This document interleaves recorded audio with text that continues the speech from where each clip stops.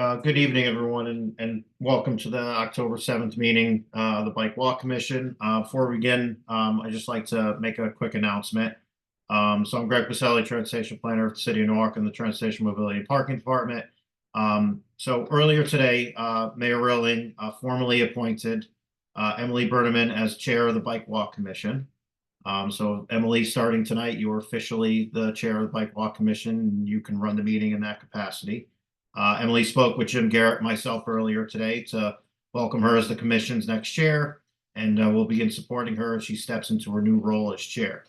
Emily, of course, you have big shoes to fill taking over for Tanner, but we're excited to have you as the new chair and lead the commission and continue to advance the Bike Walk Commission goals. As the commission embarks on this new chapter, as chair, I encourage each of the commissioners to actively engage and support Emily in her new role. And Emily, speaking from all of us in TMP, we all congratulate you on your new role as chair, and we're excited to start this chapter working together as you're in this position of chair. With that, I'd like to formally hand it over to you to run the meeting as the official chair of the Bike Walk Commission. Thank you so much, Greg. I really appreciate, all of your help, and I look forward to working with TMP and being in this role. And I have extreme gratitude to Tanner, who originally introduced me to the Bike Walk Commission group itself and got me involved in the first place. And he's been kind of this like guiding star. So I'm excited to try and fill these shoes and to the best of my ability and keep this momentum going. So thank you. Yeah, I look forward to being in this position. Great. So I guess to start it off, then we'll go to public comment. And I know we have someone in our attendance right now, Mike Mushak, has his hand raised. Can we give him the opportunity to say something? Hi, can you all hear me? Yes. Oh, great. Well, congratulations, Emily. I think you're going to be great. Tanner was great. I'm just so happy that there are passionate people involved in this great organization. I'm speaking tonight about the agenda item, the letter of support for the state project Route 7 Gristmill to Kent Road. That's state project 102-020. And I want to just say that I'm, unfortunately, the public comment period on that with the state is over. There were two conflicting dates, September 24th and October 1st on their website, but I've missed both of them. But I think that there's a missed opportunity here to do bike lanes, simple 5-foot bike lanes, shoulder bike lanes on this stretch of Route 7. I always felt like it was a lost opportunity to do them further north through Wilton when the state spent tens of millions of dollars of taxpayer money expanding the road without any bike lanes. I see the reasons the state gave because they have to under the 2009 Complete Streets Law, which is a state law, that they cannot spend taxpayer money without taking all users into consideration. So they've come up with a kind of devious way to get around it. They have they say that the municipality said there was little cycle activity in this area. And of course, because it's so dangerous, why would there be much cycle activity? I think that just speaks to how dangerous that stretch of road is. We have 6,000 people living within 1 mile of that area. And then another 3,000 people on their way with a new BLT project, Glover Village, which is on hold right now, but will eventually be approved, I'm sure. So you're going to have 10,000 people that live within 1 mile of this stretch from Gristmill to Kent Road. And the only offering for bike facilities is in the future where it says off-road multi-use path to be explored. That will never happen. It will never happen because the parking will not be reduced, because the towns will not let the minimum parking requirements be violated on all of the existing businesses. Many of them actually predate the last 30 years of zoning requirements. But I I just know that I've seen this before on state projects. I'm old enough. I'm 63. I've been doing this a long time. When they say off-road multi-use path to be explored, it will not happen. And to give up the potential to help save lives, prevent injuries, and make the road safer for cyclists right off the bat with a 5-foot bike lane, shoulder bike lane on both sides by reducing lane widths to 10 feet, which is a state, actually a state minimum, which is fine, but they find reasons not to do it. They always want to do 11 feet.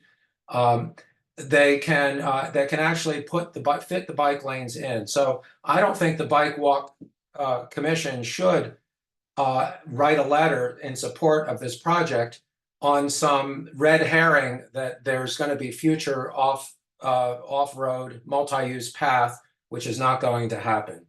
I also want to say that the other reason they gave was that it was not part of the 2019 Active Transportation Plan, which again is a state mechanism to that's Active Transportation Plan has no top tier bike lanes anywhere in Norwalk. So by saying that it does not show up on that plan and therefore we don't have to do it is a way for the state engineers to get out of doing bike lanes, which we all know that they go out of their way to do. We've seen it over and over again in Norwalk. They just fight it. And this is a sad situation on this part of Route 7 that they are not putting in shoulder bike lanes. And I know the public comment period is over, but I really think this is unethical. And I think it's a violation of the 2009 Complete Streets Law that the state of Connecticut is going to spend taxpayer money building a car-oriented improvement on Route 7 without bike lanes. And it would be great to have the path someday on the side, but I'm going to tell you it is not going to happen without huge amounts of money being spent to reconfigure parking and businesses along that route, as well as traffic signals, et cetera. So that's I know I probably exceeded the 3 minutes. I appreciate your patience, and I feel very passionately about this. I do not think the commission should support that plan as is, because I think it ignores bicyclists. Thank you. Thank you, Mike. Yeah, I'm glad you brought that up too. I have that as an item to address on our agenda. Some of our commissioners attended that meeting, as well as members of the public. And I know, we heard firsthand the work that they're working on and that open opportunity to give feedback on bike lanes and curbs and pieces like that. So I'll defer to that time to speak more on that. And I know Tanner was in attendance there too, and TMP helped run that event. So thank you for bringing that up.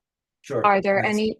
any, other members of the public that want to give comment? If anybody else would like to speak, can you please raise your hand electronically and I will unmute you? Thank you, Tyree. No problem. It doesn't seem so. Okay. Perfect. Then I guess we'll move on to our agenda here. Unless, were there any other commissioners that wanted to speak to Mike's comment? I'd like to, but I think we can do it during the agenda item about the thing. Okay, that kind of is a transition into that. So I don't know, were there any other members here, Manny or Christine, Julia? I don't believe so. I think it was just Tanner and myself, as well as TMP and some other public members that attended this meeting. Tanner, I guess if you feel up to it to talk about what the meeting was about in the project, yeah. Yeah, so this was almost a month ago at this point. I think it was the day after our last meeting, on the 10th of September. There was a public meeting up at Cranberry Elementary about this project. The project scope is Route 7, also known as Main Ave, from the intersection with Grist Mill all the way up to the intersection with Kent Road. I'm pretty sure about that. And the project involves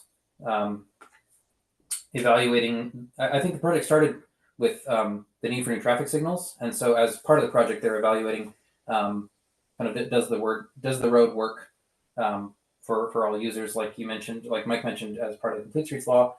So they showed some concepts that they've come up with, but I think my impression was largely the point of the project was to get input from the public, and I'm pleased to report that there were lots of members of the public who showed up and asked about walking and also about biking.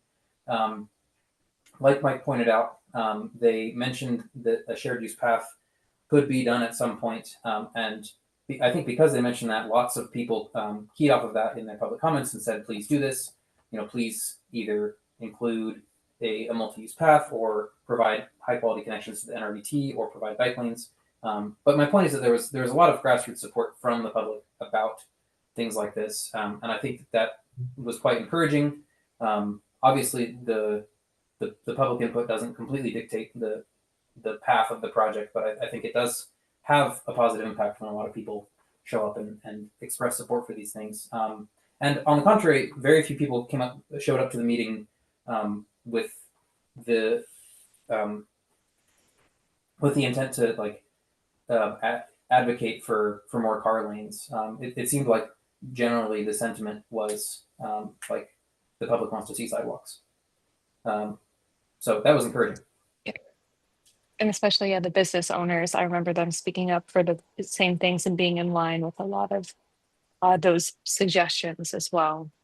I also if I can share one example, the instrument store that's right there on the west side of Route 1, right by Grist Mill.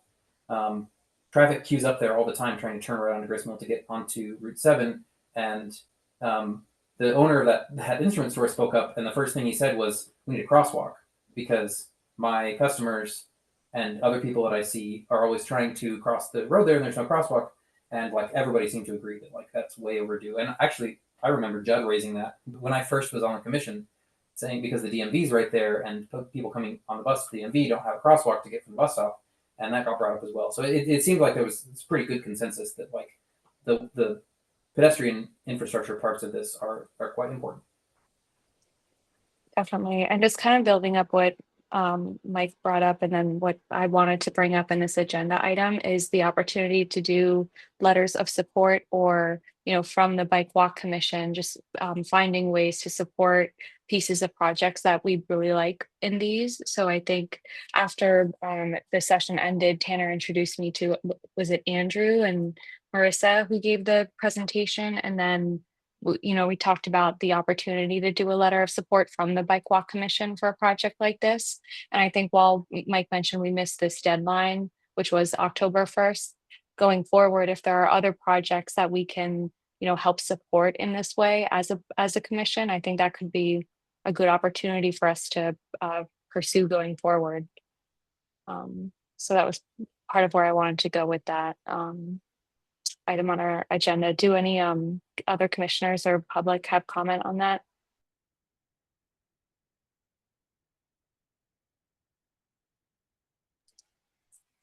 Or ideas, or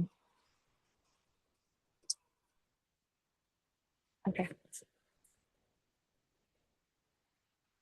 And I guess moving on to the next agenda item here, Christine. Oh yeah.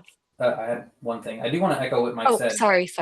You're good. I think Mike's point about not supporting something, or being clear about what we support and what we don't. I think Mike's concerns about bike lanes are good ones, and there's ones that if we were to write a letter about a project like this, it wouldn't just be a letter of unilateral support. I think it would be a letter of support, outlining what parts we support and what parts we want to see more of. No project's gonna be perfect, and I think that when a project like this asks for public input, it's an opportunity to influence the direction of the project toward the things that we see as most valuable. I agree.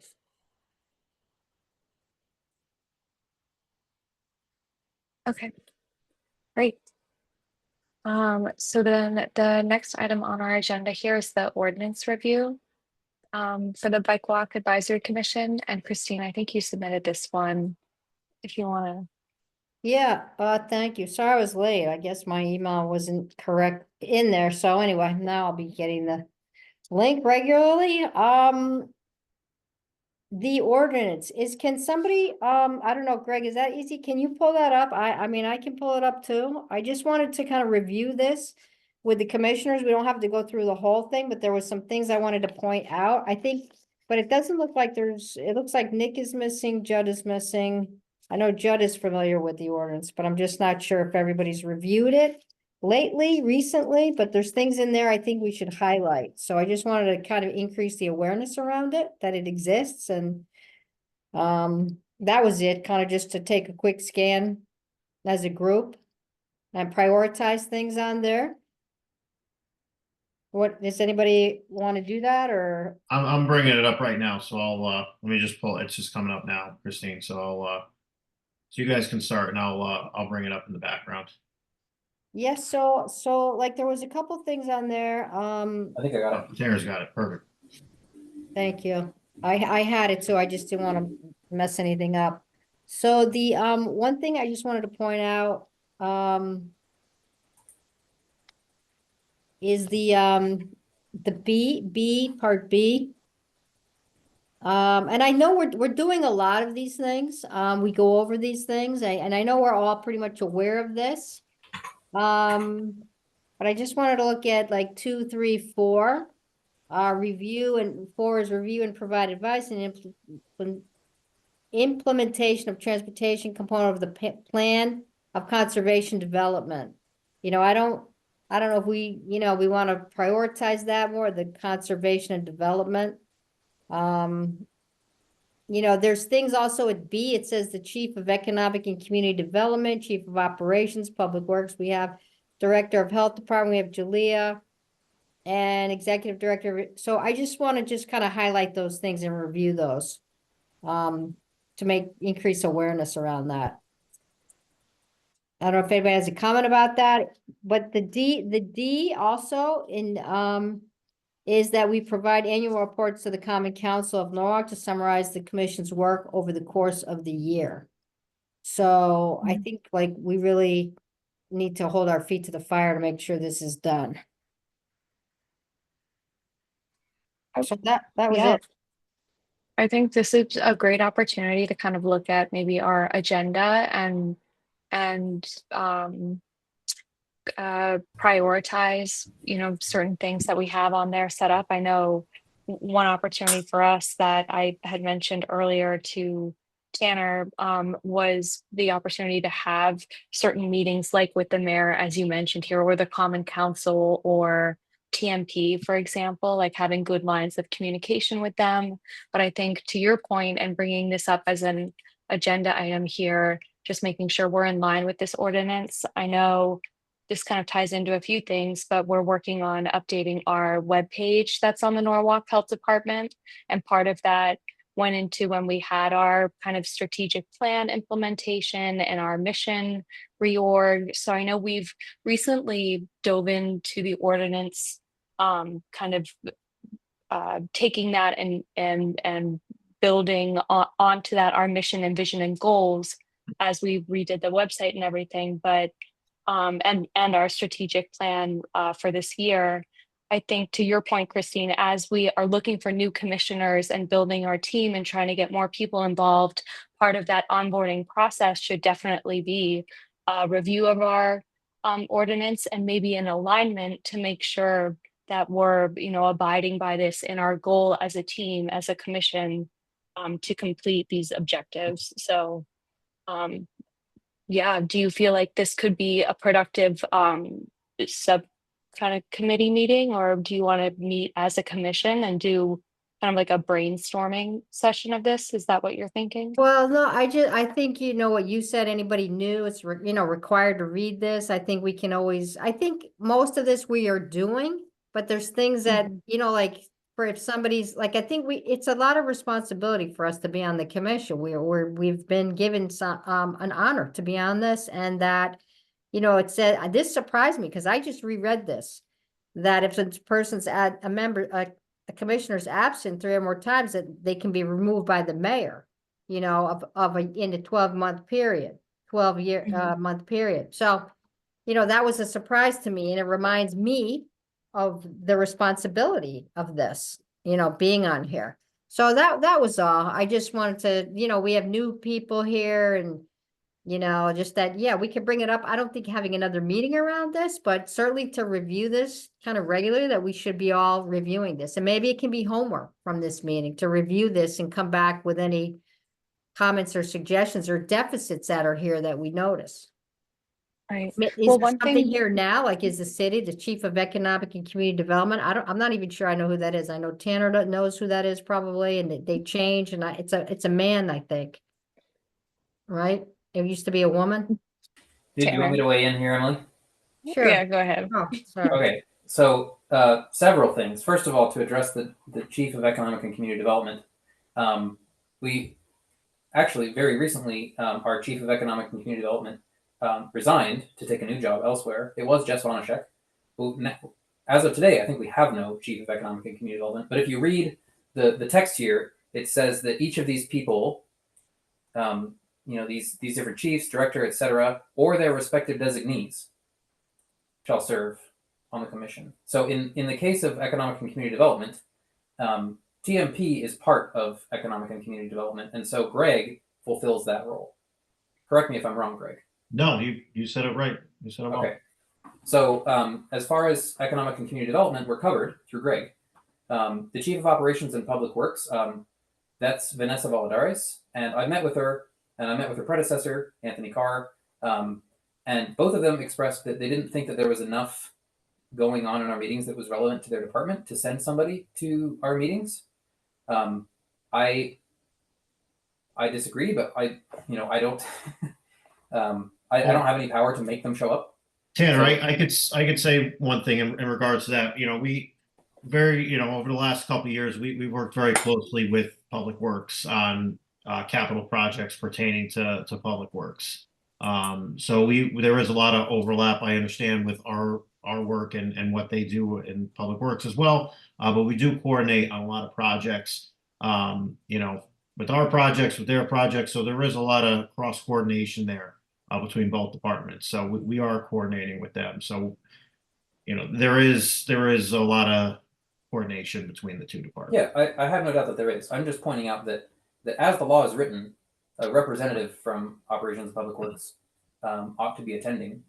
And maybe if they formally said we're going to have TMP attend on our behalf, then that would check that box. I'm just trying to parse the law as it's written. No, I understand what you're saying. I get it. And just so everybody's aware too, the ordinance committee right now is actually in the process of rewriting ordinances based on the Complete Streets ordinance that's being implemented. So there's a lot of, with the new Complete Streets ordinance that we're implementing, there's a lot of crossing of what's proposed in the new ordinance. So over the next couple months, there's going to be some, a public meeting with the ordinance committee, which I encourage all of you to attend those meetings. Not sure which one they're going to be talking about, taking public comment on the new ordinance, but I encourage all of you to attend once it does come up on the agenda. The ordinance committee is ready to take public comment.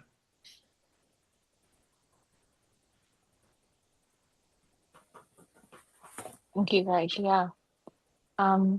Anything else from any other commissioners, or Christine, is there anything you want to touch on? I know it sounds like Complete Streets is going to be a big part of this. Yeah, no, Um, and I just wanted to acknowledge Greg, of course, like I knew he was, kind of had some of the hats up here, but I appreciate Tanner's comments and also Greg's comments and letting us know about these ordinance committees. Thank you. That was all. Emily, I've got a couple other things to respond to Christine. Yeah, go. So as far as these purposes, Christine, that you outlined, I've been trying over the last several months to promote these things within the commission meetings, specifically the pedestrian plan and the bicycle plan. A few months ago, I brought up the need for us to come up to speed on the existing bicycle and pedestrian plan. I think this is back in like July, and I asked everybody if they'd be willing to read the existing plan and I got conflicting responses. I still maintain that that everybody on the commission should read that. And then I think you and I had a phone call about this recently. Another thing that was started by this, an initiative that I started by trying to promote these, is going through and evaluating each part of the 2012 plan and figuring out how much of it's completed. And I think you said that you would take on some of that work, right? Yes. Awesome. So that's how I've been trying to address that. As far as the plan of conservation and development, just to clarify for everybody, the plan of conservation and development is a specific document, and it's the citywide plan. It's like the plan that all the other plans kind of descend from. This is the master route plan, and it gets written every 10 years. The last one, the existing one, is written in 2019. And it's a long document, and it has all sorts of plans about what the city's going to do over the next 10 years. And when I first joined the commission, or maybe when I first became chair, I went through and I read all the different items that are assigned to the Bike Walk Commission. And most of them are assigned to the commission in conjunction with TMP. And I haven't gone and refreshed my memory recently about exactly what those things are, but I'm pretty sure Complete Streets is one of them. So that would be a thing, Emily. That would be a good thing, I think, to bring up in either this, or probably the next meeting. Maybe that would be a good agenda item for next time, is to go through specifically all the things in the plan of conservation development, the POCD, that are assigned to the Bike Walk Commission. I remember when Nancy was chair, Nancy did a good job of fleshing out in the strategic plan exactly which of our goals as a commission were in service of which of these different elements of the POCD. And that's something that we haven't done a good job of since then, but we could do. Definitely. I think that's on, Christine, is that on your items on our agenda as well? I think the pedestrian and bikeway transportation plan. Yeah, and I just want to be clear, like, I wasn't implying that, anybody dropped the ball here. Because there's a changing of the guards and we have a couple new people, just to bring everyone up, make people aware of this document and. Yeah, for sure. Yeah. No, I'm coming from the same place. I want to make sure Okay, yeah, no, I figured, okay. No, I'm good. I'm good, covered. I think thank you for clarifying about the plan of conservation development. I've seen that before, and it's a lot of stuff. Yeah. Yeah. And then the last thing, Christine, that you brought up is the report to the council. This is something that I put on our strategic plan, and I think that I assigned it to myself even. I went and talked to I think I talked to Greg about this actually, and Greg suggested that we start with a report to the Economic and Community Development Committee of the council, because that's kind of what we fall under. And so I went and talked to Josh Goldstein, council member who chairs that committee, and he asked that we put together a written summary of like our annual report and send it over to him, and then he would find time in one of the meetings for us to present that. And so that's an action item that I think I took on. But if somebody else wants to take that. Well, that's a lot of work. Nice. It's a lot of work. And thank you for doing that. Yeah. It's a lot of work. And maybe it's really a team, maybe we all show up at a common council meeting, but we of course have to be organized and prepared. But it's just a lot of work. And I think we have the data. It's just in different places to present. Yeah, well, to be clear, before we show up at a meeting, Josh has asked us to put together a written Right. No, of course. Yeah. I'm happy to help if I can. I don't put something together, of some sort of thing, but I guess we should bring it up next meeting too. What do you think, Tanner? Well, I'd like to defer to Emily for exactly how she wants to handle this. If Emily, if you want me to take point on this, I can do that. I just need people to remind me. Yeah, so do you need more support, you think? It sounds like, Christine, you think that'd be a good idea to get like maybe a team on this, or maybe we can get a member of the public to help with this, Tanner? It's a lot of work, and comes from what we've done, right? It's what we've done over the. I think I have a pretty big list of achievements of the commission that I've kept. It's kind of just a question of reviewing that, making sure I haven't forgotten anything, and then making it pretty, making it into a form that can be published. So here's one suggestion. What if I met with you two, Christine and Emily, offline, outside of the commission meeting, and you can help me jog my memory about all the things that should be in the report, and then Emily, could I hand it over to you to put the finishing touches and make it look pretty? Okay, yeah, that sounds good. And then do we have a deadline on this or a date you wanted this done? I think it would be nice to do it before the next commission meeting, so that way in the next meeting, as one of our agenda items, the three of us, specifically you, because you've been putting the finishing touches on it, can present it to the rest of the commission for like ratification, essentially, to get everybody's check, everyone to sign off on it. Okay, And ideally, if we could finish that like a week before the next meeting, so that it could be attached as an attachment to the agenda, and also so that people have some time to review it and digest it before the meeting. Yeah, and I'll just put out there that this is a good weekend. I'm gonna start to get real busy at my job. But this weekend, like, is good, or this week, to have a quick meeting about this and go over some of the data, and also maybe to have like a rubric, or I think we had like, what we did and where we want to go, right? Our goals and how, what's missing, like a kind of a report card for ourselves. I don't know if that needs to be in the report. That's the kind of thing that I think historically has been in the strategic plan. I don't know, maybe we could put it in the report too, but that's the kind of thing we can discuss offline. So Are you two available this week?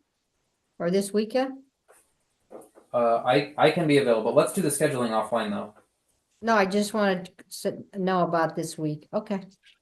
yeah, we can make a plan after this meeting to meet this week or weekend. Emily, can you be in charge of scheduling and making sure these things happen? I will do that after this call. And then Christine, the next item on our agenda, the pedestrian and bikeway transportation plan. Is there anything else you want to add to that? Oh, sorry, Oh. we could take Oh, this yeah. document down. Oh yeah, sorry. That's okay. And then, I was gonna maybe share so let me just give a brief overview. Is this about the tier 2 now, the plan? Is that what we're on? I'm juggling screens. Yes, sorry. So we were talking about the ordinance review, Okay. and then now we're on the 2012 pedestrian and bikeway transportation plan Yeah. with the tier So- 2 corridor. Right, so Tanner, you kind of tasked me with this, well, I asked to do, I volunteered, and it's a lot of fun, and I really, really enjoyed it. And I hit there's like 20, I think 7 or 26 streets, and I can pull it up on I can share my screen with my document that I put together on a Google. I did share it with Tanner and Emily. Oh, okay. I haven't seen it yet. Okay, naming the streets. Let me just bring it up here. And I've highlighted kind of which ones that I've done. So anyway, I went to, I think, 7 of them. And let me just see, sorry, I'm just juggling this technology here, how to get to my document on the Google.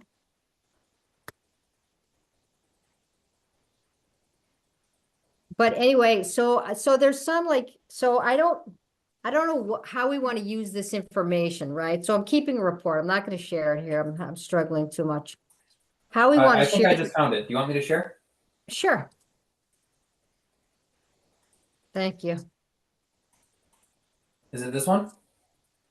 Yeah, there was a more recent one that I had highlighted. I think I sent you 2. It had the green, it had all the routes that I did. It was in green.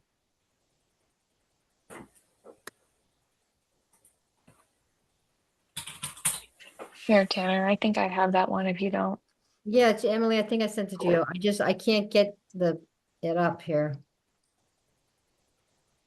Right.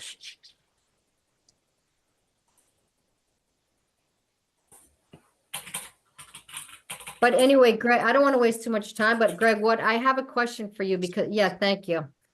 So if you scroll down, like there's I think it's 20 something. This was the tier 2 of the plan. I don't really know how to describe this. Mhm.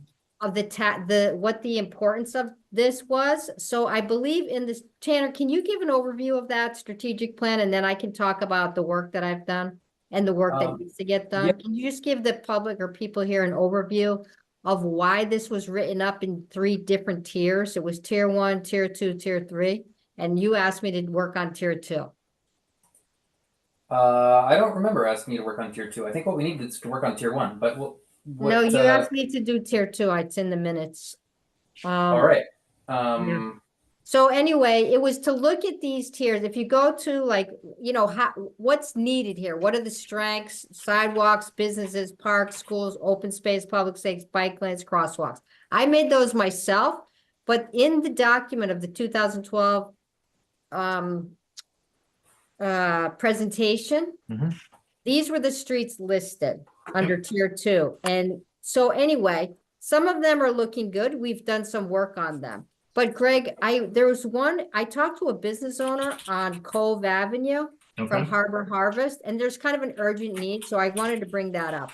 So she's asking for, there's no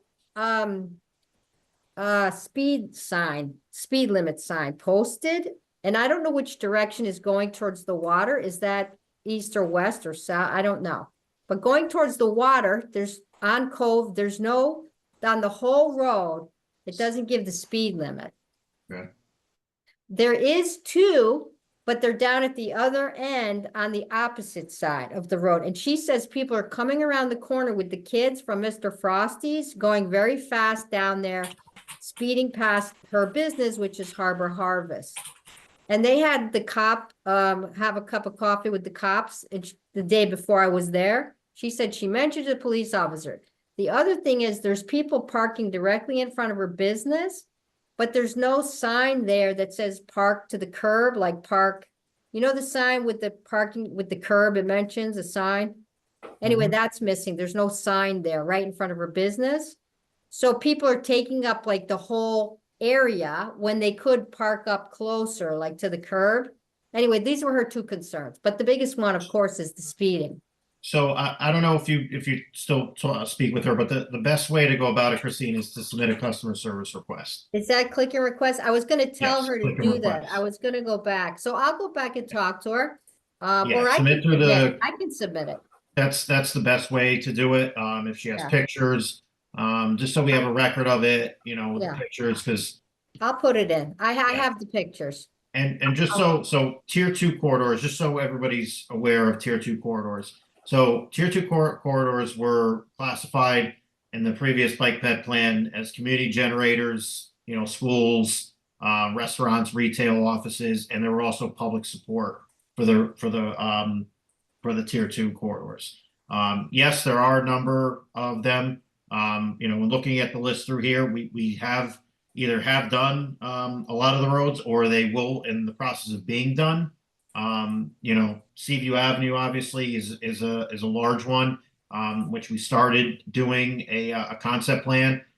We held 3 public meetings. One of those was a stakeholder meeting with the businesses in the area. So, we are moving that forward. Richards Avenue it's split in 2. We did improvements along Richards Avenue. Bain Street, we did sidewalk and bike lane improvements on, just to name one. Highland Avenue, Grumman Avenue is set to be paved next year with sidewalks, and we'll be adding bike lanes north of the Merritt Parkway as well. So understand that, yes, there are a lot, that we haven't gotten to yet, but, we are working to addressing as many as we can. I understand this came out in 2012, but, Well, yeah. taking care of a lot of the priority 1 corridors, and, Yeah. we're getting to tier 2 corridors. No, totally understood. And of course, that's why I started this preface. It was like, I'm not sure why somebody here was asked to do this. Of course you are. We want to work together and in conjunction, right? So I don't know if this is helpful, Greg, to go through this and I wasn't going to do it today. I just wanted to, share with what I did and what I thought asked to do.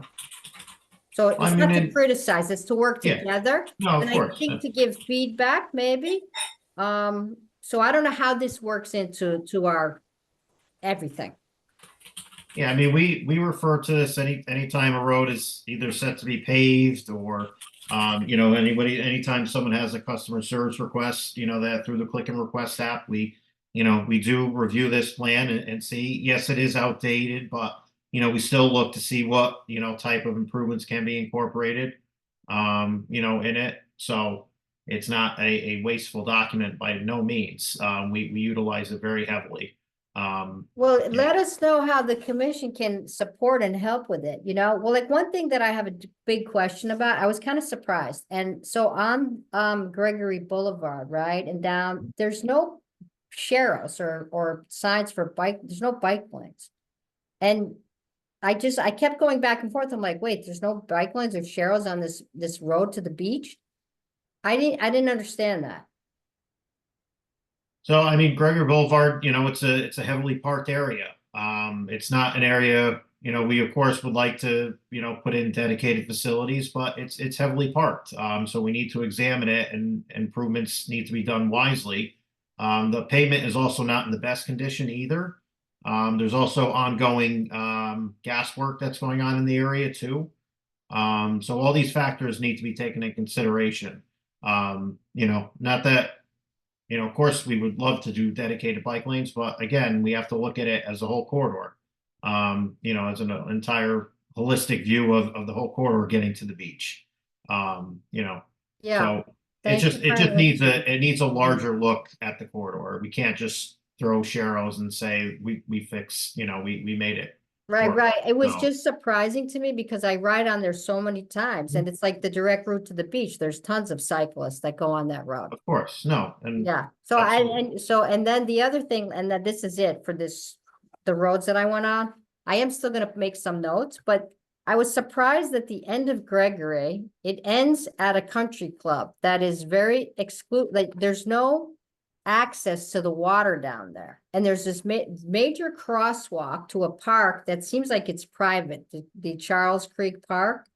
So just in the future, like it would be nice if the public could have some access to that, but there's a huge parking lot at that country club to the left at the very end that could be, it's not even being used really, and it's just such a waste, like people could ride their bike down there, or turn around there, drive a car down there, but it seems deliberate that it's privatized down there, but it's also unfortunate for the public that they have no accessibility to down yeah, there.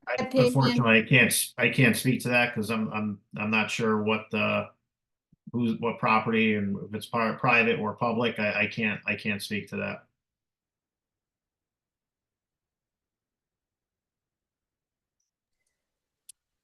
All right, I guess just kind of going back, Christine, to this item here, and I know we've talked about this transportation plan a few times, and thank you, Greg, for updating us on the status of that. But I know part of this too ties into the update happening around the Complete Streets ordinance, like you mentioned, and there are like opportunities for the commission to help in updating this document that we've covered before. And I know, Tanner, you had a similar running document with paths that you had crossed, or certain parts of the document that you started to review and contribute to.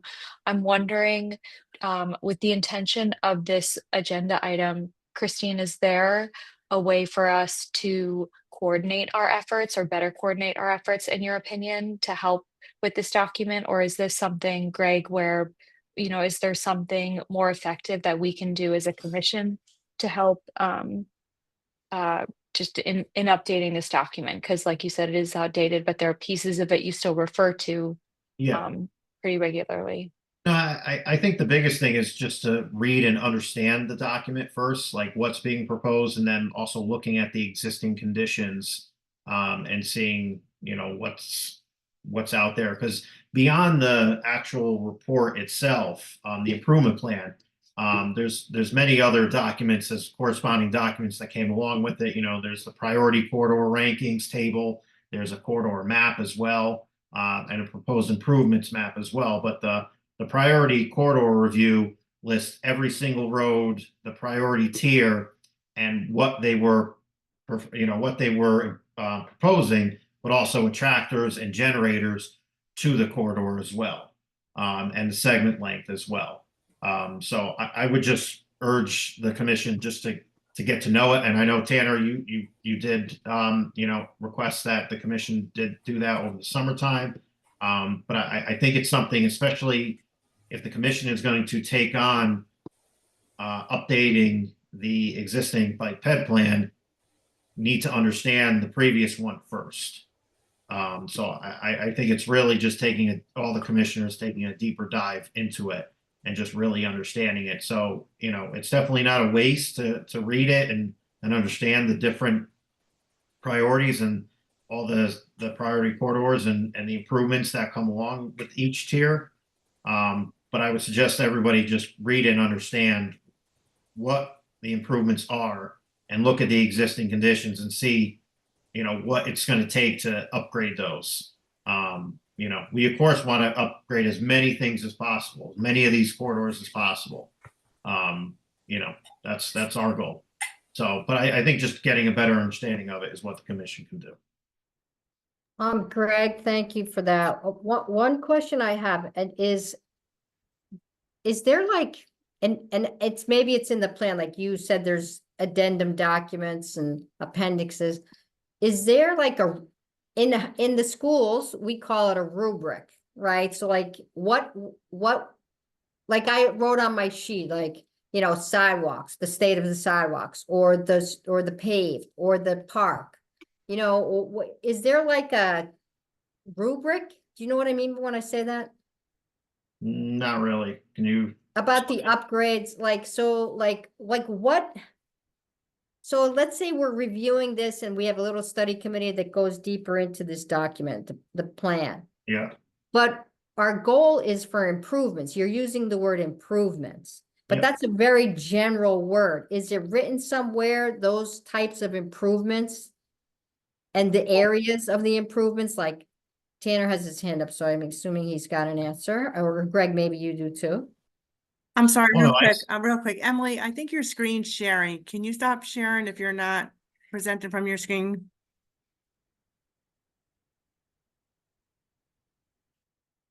Thought I saw you. myself twice. Yeah, Greg, go ahead first if you have.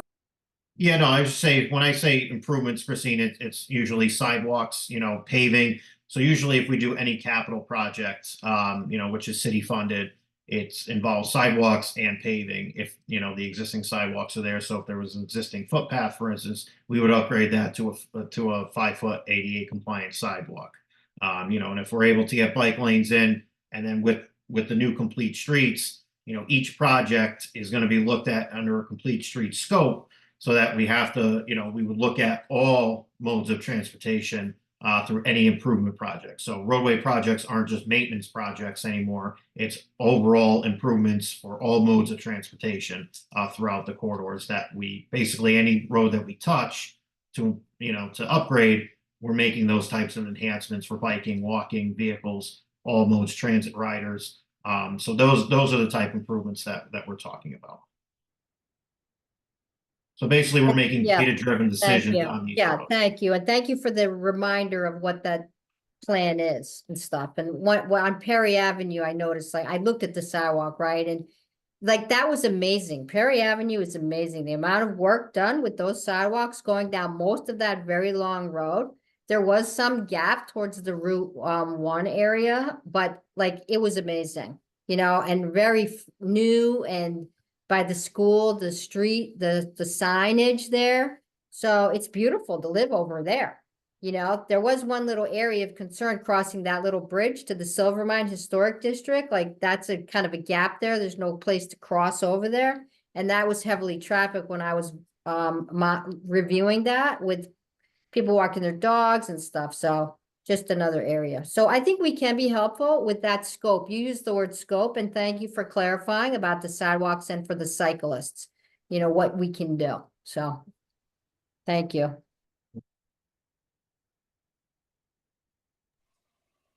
Okay, great. I guess the next item on our list here is the open streets item that you added, Christine. Ugh, Do I you think want to I'm touch on that? talking too much and I like tongue tied. It was just Figure- really just so we can keep.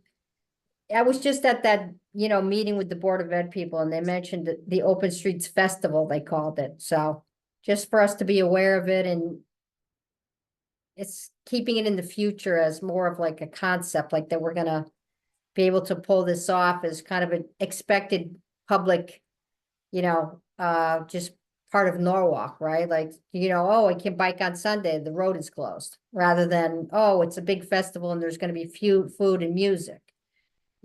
So that it's part of what we are gonna be doing. So that's all, creating the culture. And with Robert, maybe we can invite Robert to one of the meetings or somebody who was at that Open Streets and get their feedback.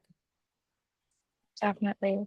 Maybe it's a good opportunity to start like maybe a little committee.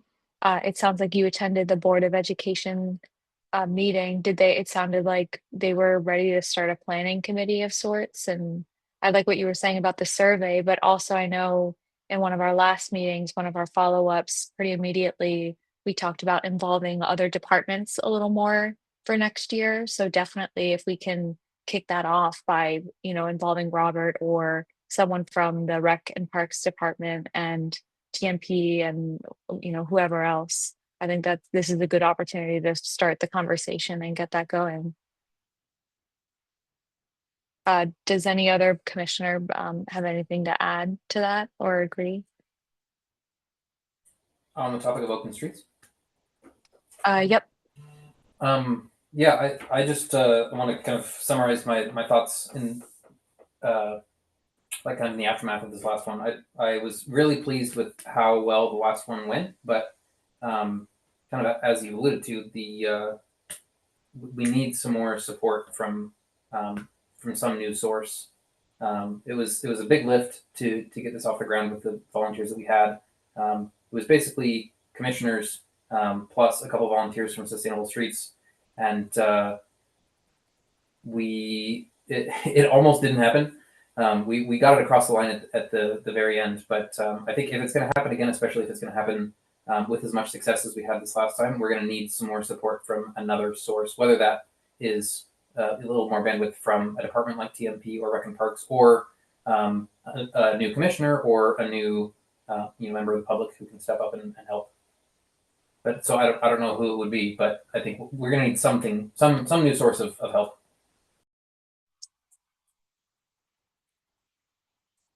Christine, would you be open to getting that conversation going? Well, so I Um, just we all kind of have to have, we don't have to, but I just want to know if my vision is kind of, Tanner, your vision, rather than the Board of Ed, who's kind of now already talking about an Open Streets Festival. They've renamed it, it's Open Streets Festival. So they're expecting us to be participating in a thing. So I hear what you're saying. So my vision from the beginning was like the closed street in the Bronx, like it's, twice a month and the public is aware of it and they can do it. So it's going to be so it becomes a well-oiled machine and doesn't take a lot of, bandwidth. It's already on the calendar. We've already been approved by the parking authority, by the police. We had the cones, but as far as having food trucks and all that, if we do this on a regular basis, which is where I'm coming from. So is that more what of the a Board of Ed is culture. asking for? Well, What's What- that? this is the first I've heard about a specific ask from the Board of Ed. No, it's not a Board of Ed meeting I was at. It was at the Education Committee meeting around the Oh, Bike Education Roll Subcommittee. event. It was Okay. Johanna and Jill talking, and they said, and I think Manny, I'm not sure, Manny, you were there. They Yeah. said, you heard them say it, right? Bike walk, they said the Open Streets Festival. You heard them say that, right? Well, that was how we branded the last one. Okay. But we also said that that was an initial, that was just to get this kind of, it's a culture. My thing is like, are we gonna be pulling this off?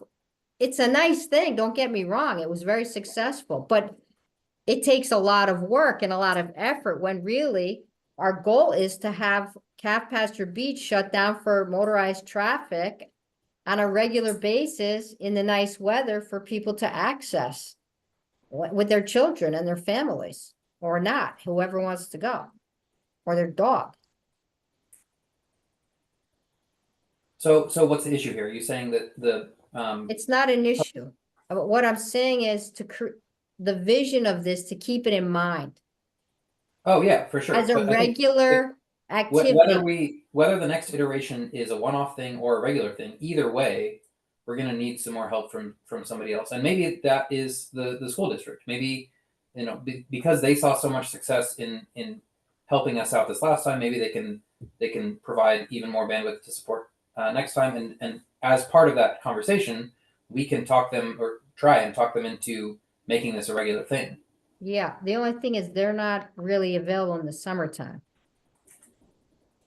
Well, we don't need them to be available in the summertime, do we? Like, if we've successfully done this now in May and in June, but all the planning leading up to it was during essentially, January through May. I guess I'm not being clear. So I'm thinking like like car-free Sundays. That's it. That's what I'm thinking. That's Mhm. what I thought when I first brought this up, this idea of open streets a while ago. It came off the concept, and Robert Stowers has experience in Yeah, I know Robert Washington was also on board with the idea. yeah, with car-free Sundays, not a open street festival. So going forward, I just would hope we can hang on to the vision of a car-free Sunday. Okay. So you're pointing out that styling this as a festival, it might be kind of competing against the interest of doing this more regularly. Exactly. That's the issue you're pointing out. Yeah.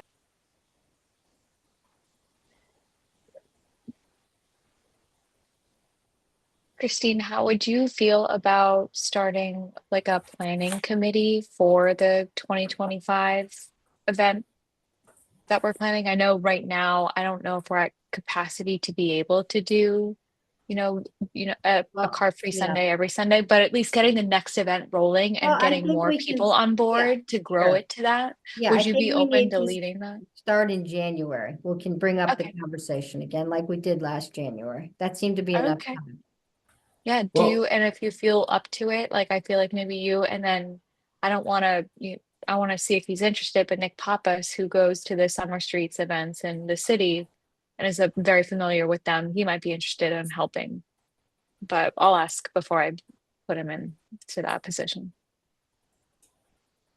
But you were going to say something, Tanner, sorry.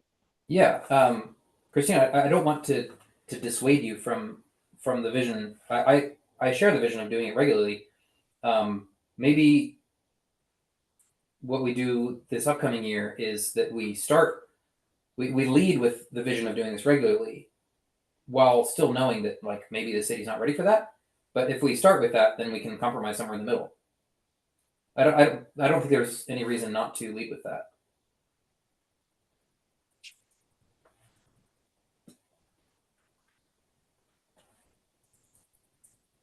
Okay.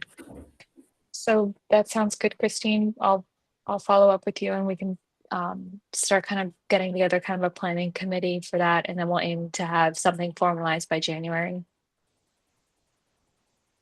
Okay. I might reach out to Robert in the meantime, ask him directly. Because we Perfect. definitely need him on board. That sounds good. Okay.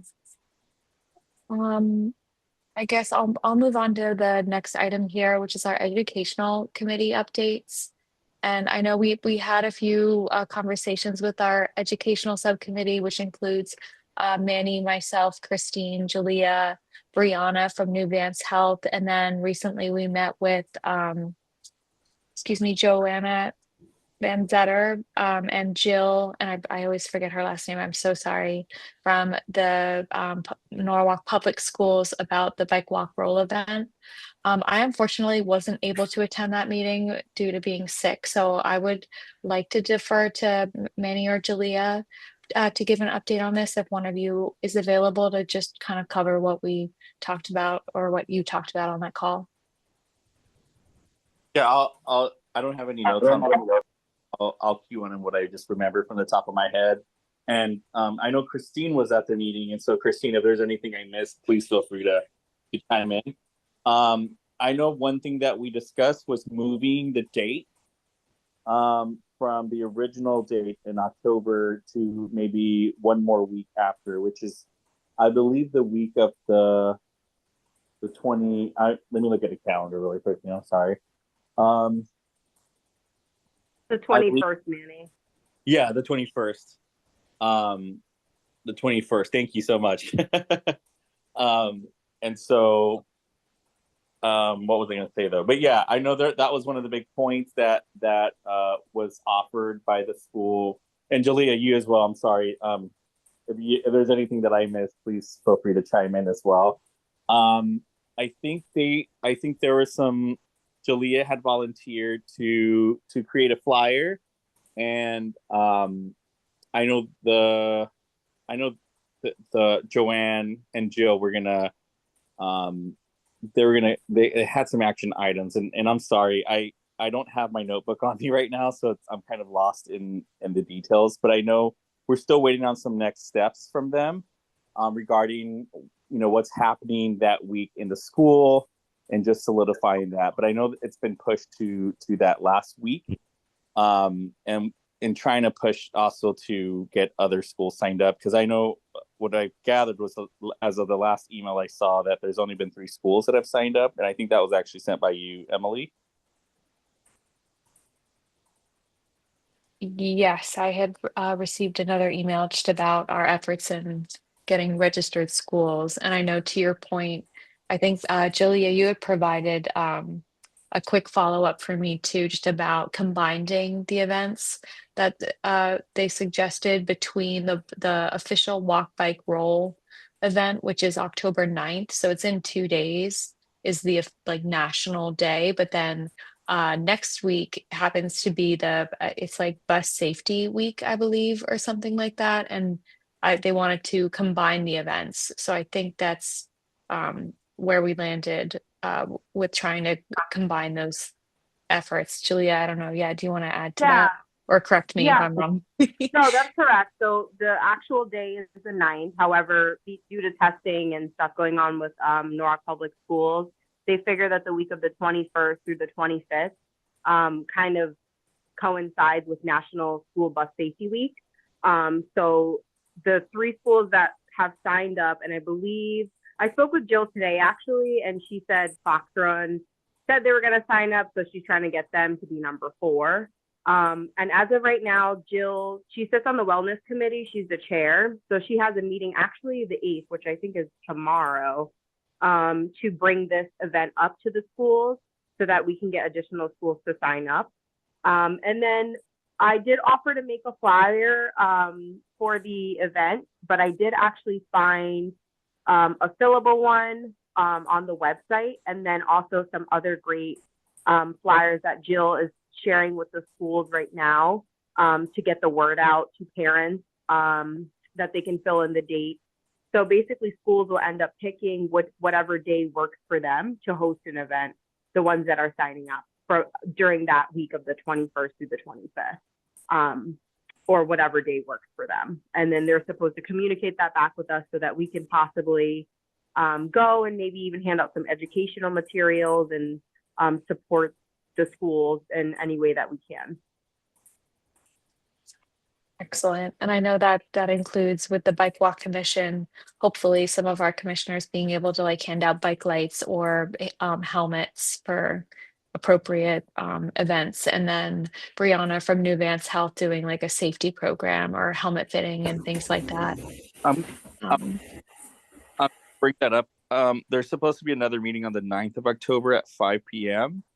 And I think at our initial meeting and Julia, we didn't really touch on that, right? Because I think they were trying to get the date straight, and then also push it was more focused on the coordination of pushing out information. But we can bring that up on the 9th, which is, I believe, on Wednesday. We meet again. Yeah, that's correct, Manny. I mean, I feel like last time we were just trying to figure out who's actually participating and then how we can support. So I think the next meeting where we have a better idea of stuff, then I think we can plan more accordingly. And thank you, Julia, for just bringing us up to speed.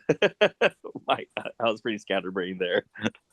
Yeah, I know. That's Thank you, okay. Julia. Yeah, and Julia, thank you too. And I plan to be there on the 9th. Maybe, I don't know, Emma, if you can, but maybe we should really kind of have some commissioners commit. And I don't think I can commit because of my work schedule. I'll be working at a school so. But maybe, I don't know if we can do that now, if anybody wants to commit. And then I had a quick question for Greg about this too, but I can wait. Okay. No, if Emily wanted to, Emily, are you able to be there No, you, on the 9th? on the 9th? I'd have to triple check, but potentially. There's no link, right, Julia, yet? Are they sending the link out? Are you referring to the link specifically for the schools to sign up? Because Jill is No, distributing no, the link for the Wednesday meeting. I can double check. Thank you. And then if you have a copy of the flyer, I mean, that might help with to send to all of us. And then we could see who could sign up amongst ourselves. So my question, Greg, so something like this, right, that we're doing in combination with the school, it would certainly help with future grants for the Safe Routes to School, yes? So when you mean grants, like what? Like our involvement, I don't know, like when you write for grants for the Safe Routes to School, like getting money with them, does something like this help with that? So there's no like state, like grant funding program that's Safe Routes to School. So like when we had the Safe Routes School coordinator come in, they just do the walk audit. So doing a walk audit like that around the school, like we did for Cranberry School and for Fox Run, that will certainly help if we do apply for grants, in the future. But yeah, we don't, again, I don't know what is being entailed by this, by this program. Like what are you guys proposing to do along with the schools? Well, I think Safe Routes to School is directly involved with this, Kristen. And it's a national bike walk roll event. It's national. No, I get that, but I mean, Oh. Just to have a partnership like we are right now, talking Yeah. to help us in the future with any sort of obtaining funds. no, I mean, it all helps, but I just don't know is there like a report that comes out of it? That's why I'm not up to speed on what comes out of the.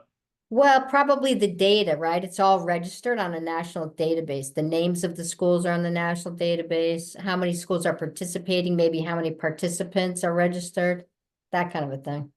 Okay, yeah, I mean, I'm not aware of that database, so I can't speak to it, and I haven't been at those Board of Ed meetings that you guys have been at, so I'm not quite Yeah, sure. I just want to clarify somewhere in this meeting, it said, I never said a Board of Ed meeting, the subcommittee, it's two people from the they're not even from the Board of Ed, they're two employees of the Stanford Public Schools, Jill and Johanna.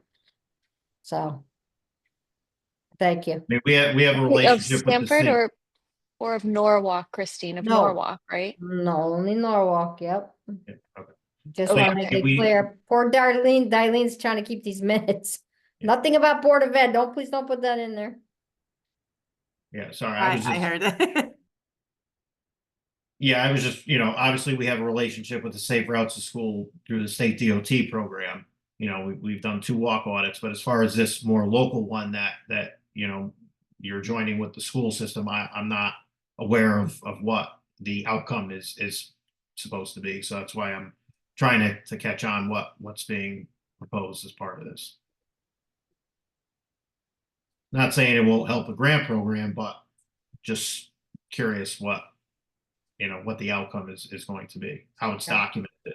Gotcha. Well, that's something maybe when we at our next meeting, we can ask about documentation. So we can ask to make sure we get documentation to then give it back to Correct me you. if I'm wrong here, Christine. I think Greg is asking what is the event that's going on the week of October 21st through 25th? What is happening? Well, I don't know. We've said it like 3 times. It's the National Bike Walk and Roll event. I know, but what's happening in Right. Norwalk? Has anything been planned? So schools register and kids either walk or bike to school that day. Okay, so schools are promoting this. Schools are Exactly. asking the students to Yes, walk or bike or roll to promoting, school. promoting is a good word. Yes. Greg, does that answer your question? Kind of, but as a commissioner, are we, I know it's probably, I think it's the next item on the agenda, but what is the commission's role in that? Like, how's the commission spreading the word and coordinating with the schools? Yeah, so like Manny and Christine and Julia were mentioning, we've been meeting with Jill and Joanna from the schools and helping them and supporting this event and promoting it to either our followers or the schools themselves. We've been putting it on social media, things like that.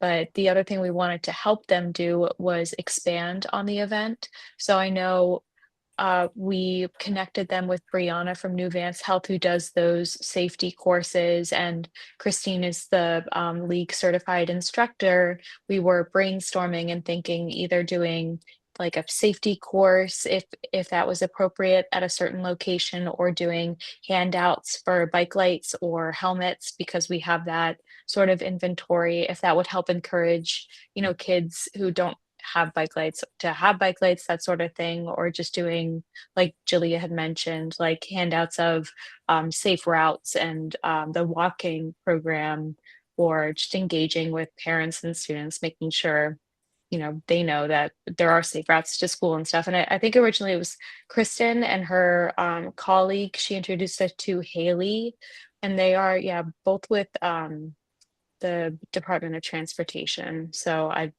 however we can support this initiative and what they're doing. But I appreciate your point too, being like, it would be nice to see the report. And I think we got involved primarily because they had 13 or so schools registered last year.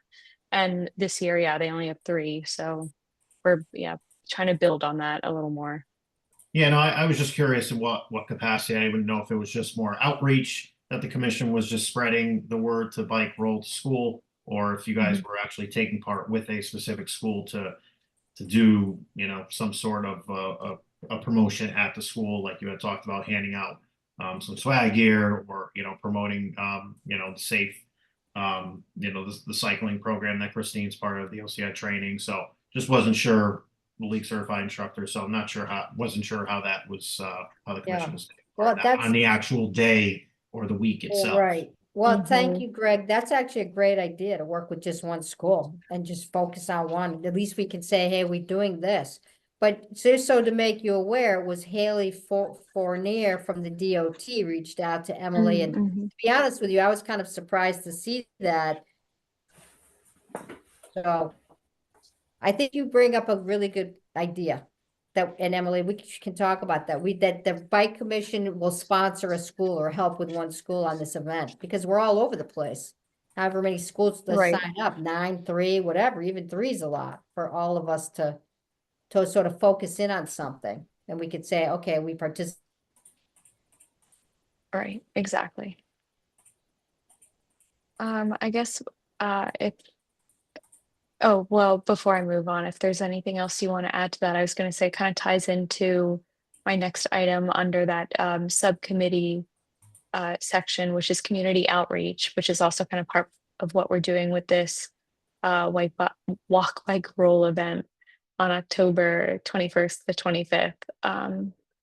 Part of that, I know part of our strategic plan too, we're working on better outreach. So our educational subcommittee is working on media resources, including videos and pages, trying to get some content around safe walking and biking on our kind of communication channels. So that's something we're still actively working on, as well as a newsletter, building that out. It kind of ties into local partnerships, and I know Nick Pappas isn't with us on our meeting tonight, but one thing I did want to bring up was the bike valet program, but I know it's not on the list right here. It kind of ties into community outreach. It's a little bit of a stretch. Would it be appropriate if I brought that up here, Greg? I don't see why not. It's something that needs to be discussed, so yeah. Okay, perfect.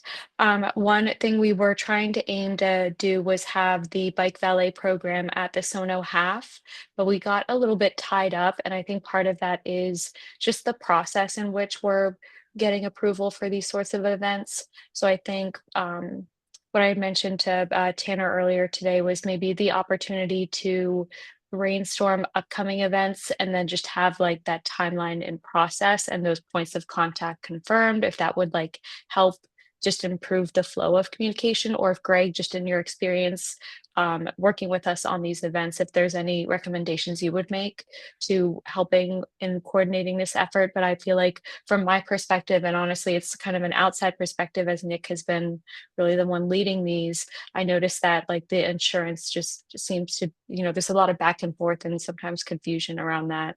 But I would love to hear from you, Tanner, Christine, Manny, anyone else involved in the bike valet program. I think the biggest thing, and from my experience is, we kind of do the events, kind of like ad hoc, like, oh, it's a month away. Let's get going on getting the COI. Let's get going on the communication. I think the better way to do it is I think we have an idea of when these events are going to be held. And I think, like you said before, just planning those events ahead of time on a calendar and saying, okay, it's January, February. These are our events that we're doing over the next 8 months. This is what we need. These are the people who to contact. Do we need a COI? What organization does the COI need to go to? Just having that pre-established ahead of time would be a major help. Because there's a lot of confusion when, a request comes in, hey, we need a COI, like for the Sono Half Marathon. Our risk manager said, who's the program that the COI needs to be sent to? It's not, is it the Sono Half Marathon? Is it a private organization? It's not always the city. So the same thing like the Oyster Festival, that is not run through the city. The city can get you a COI for the Oyster Festival through the Seaport Association, but you have to deal with the Seaport Association for the planning and establishment of the bike valet program, because it's their event. It's not the city's event. So I think just having the pre-established requirements for each and every event and what's needed way ahead of time would be a major help on the city side, so that we have the time to coordinate with the necessary departments to get that necessary documentation you all need ahead of the events. Okay, yeah, Christine, I see you have your hand raised. Thank you. So we talked about this before, is having on our website, and that we promote this, that this is something that the commission provides, and we have a Google survey. Do you want a bike valet at your event? And then we send it out to the lead people that we know of, our contacts for like the Oyster Festival and all these contacts. And that can be a question, about the COI on there also to get this. So I thought we were going to do that. I mean, I think it's a good idea. It's kind of what Greg is saying, rather than we're just, doing this as it comes. It's just something that it's a service the commission provides. What do you think about that, Greg? Well, I mean, it may be up to you all. I mean, I know it's a lot to ask when, it's not just, it takes volunteers to do that. So obviously availability of the commissioners to be there. And there's also a liability perspective as well to the bike valet for any event, because, you're taking that ownership of locking the bike up and watching the bike in case something does happen. This was something that the risk manager did bring to my attention. So, keep that in mind as well. But the time you all have to, dedicate to the bike valet program, someone needs to be watching the bikes at all time at all these events. So I don't want you to overextend yourselves by doing, 100 events. I think you just start out with the larger events that we know are held annually, like the Nice Festival, the Earth Day event, the Oyster Festival, and make sure that you can, have the staff, from the commission volunteers there to watch the bikes for those events, and then you can kind of expand from there. Just because when you do those ad hoc kind of events, it starts to get again out of control, and a COI needs to be established, and then last minute requests come in, and what organization are you dealing with? So I think hitting the pre-established ones would work best, but that's just my 2 cents on that one. I don't know if you all have a different opinion on that. Can I weigh in here, Emily? Tanner, go ahead. Sorry.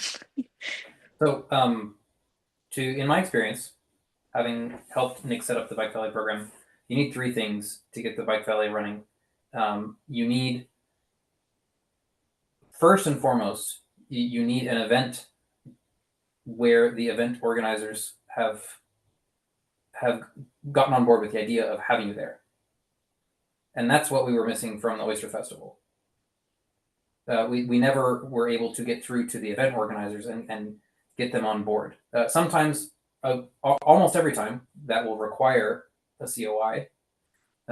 Sometimes that will require a payment, like the fee for tabling. I'm hoping to get to a point where we don't ever need that, because we were able to demonstrate to organizers that we're a value add, that we're helping out, and they don't charge us money. But in the short term, we've had to pay that before. So number 1, you need permission from the event organizer. Number 2, sometimes in order to get that permission, you need the COI from the city, and that sometimes has the long lead times that Greg's talking about. And number 3, you need volunteers. Volunteers has never been the bottleneck, because I've been able to tap a wide network of potential volunteers. Going forward, I think that Greg is right that we shouldn't try and do a bunch of events, but that hasn't ever been the problem. We haven't tried to do too many events. If anything, we haven't done enough events, because we set a goal to do 3, and we only did 2. So, but the point about identifying them in advance, I think, is Greg. That's the important thing that Greg is raising. We should identify them in advance. Christine's idea about the form is useful if we want to generate more ideas about where to do it. But right now, I don't think that's the bottleneck. The bottleneck is getting things organized ahead of time, like Greg's pointing out, and then convincing the event organizers to let us in, basically. So if we put such a form up on the website, maybe that would help us to find people who are interested in having us there. But I don't think that's. I guess we can do multiple things at a time. But I think what we should do now is we should nail down what events do we want to try for next year, and start talking to the event organizers now, so we can figure out what their needs are and get all our ducks in a row ahead of time. And if in that process we don't come up with enough ideas of events that we want to be at that point, I think then we come up with a form to put on our website to generate additional event ideas. Does that make sense? I think so.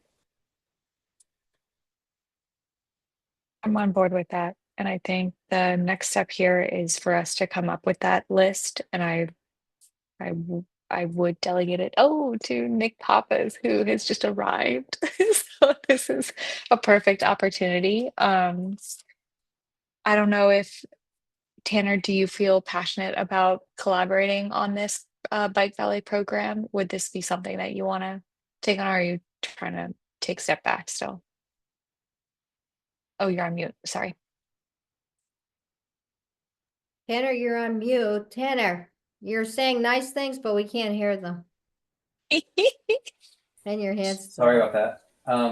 Yes, to answer Emily's question, I can't take everything on, but Bike Valet is something that I would like to continue to be involved in. Do you want to punt this to me and Nick to meet offline and work on this? Yeah, if you can, that would be great. And just to fill Nick in really quick, we were talking about the Bike Valet program and opportunities for improvement there. And I think our next step is going to be to create a list of events for next year and iron out the process beforehand, get in touch with the collaborators on their end to make sure they have everything they need and we can provide everything they need to move things forward. So you're gonna get that. Yeah, if that can be you and Nick offline, that would be great. Thank you, Tanner. Yeah. Okay. And then I don't think I had anything else for community outreach unless there was anything else.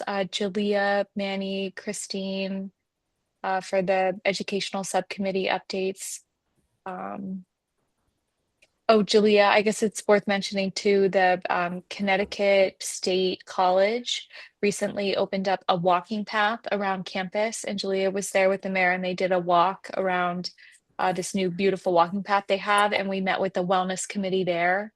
And there are opportunities to run other walks, so we're gonna look more into that with Julia. So I'm excited to work on that with her as well.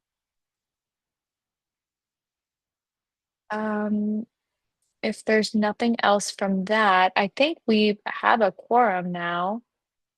So the next item on our agenda is to approve the meeting minutes from our last meeting, September 9th. I had sent over just one small revision to Darlene beforehand, but are there any other commissioners with edits or updates to those minutes, meeting minutes?